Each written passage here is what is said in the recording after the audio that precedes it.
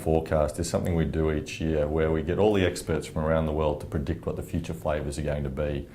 A good example is in 2003 we chose Chipotle as a flavour which has now gone mainstream around the world. And that's what we like to do, is pick which flavours will end up being mainstream in 3 to 5 years from now. The first one I'll talk about is the chili obsession. Everyone loves chilies nowadays and the heat and the flavours that we get.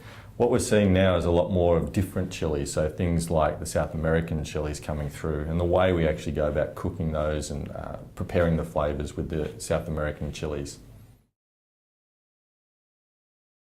Number 2 is the modern masala. So where we're seeing this is Indian food coming more mainstream. Some of the things we're seeing coming through here are things like the Kashmiri masala and also things like the paneer cheese, and as well as the jalfrezi, which you'll see a lot more of, which is like a stir fry.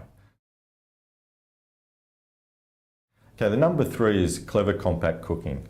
What we're seeing is, given there's less space for cooking at the moment, people are being very innovative in the way they cook.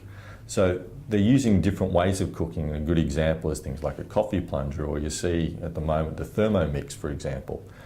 What they're doing though is a lot of the flavours that we're using with this are things like noodles, they're very easy to use, and tea flavours. So whether it's smoked tea or whether it's teas used as rubs. We see that as a new emerging trend. Number 4 is the Mexican World Tour. People in Sydney and Melbourne are used to seeing a lot of Mexican restaurants popping up at the moment.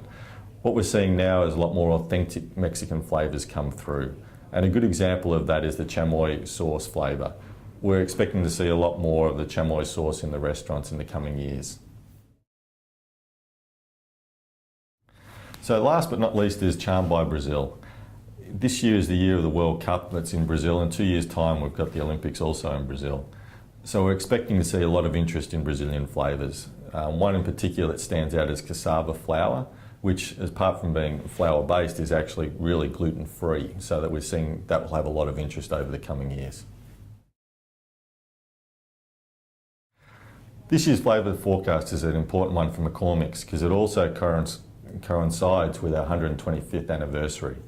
So as part of that, we're asking all our consumers to actually provide us with a flavour story. And for every flavour story we receive, we'll give $1 to the United Way charity.